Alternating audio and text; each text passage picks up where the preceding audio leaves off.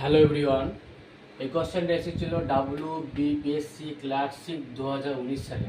কোশ্চেনটা হচ্ছে the price of coal is increase by 20%, by what percent a family should decrease its consumption so that expenditure remain same.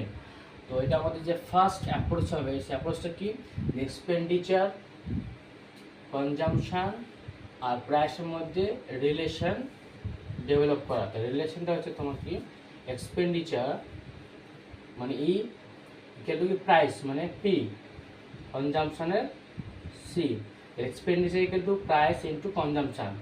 আমাদের question কি বলেছে যে expenditure remain same, expenditure কি থাকবে, same থাকবে, তাহলে প্রাইস আর কনজামশনের মধ্যে রিলেশন ইনভার্সলি প্রপোর্শন হবে।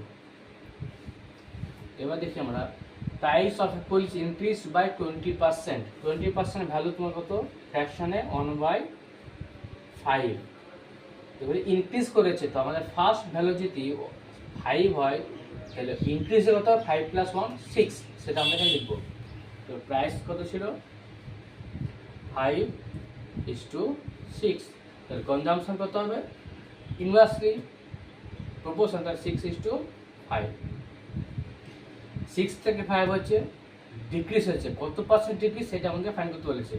তো পার্সেন্টেজ অফ ডিক্রিজ কত হবে, কতটা ডিক্রিজ হচ্ছে 1, অরিজিনাল ভ্যালু 6 ইন্টু 100, তো এটা আমাদের অ্যান্সার হবে 16/2/3%। এটা আমাদের অ্যান্সার।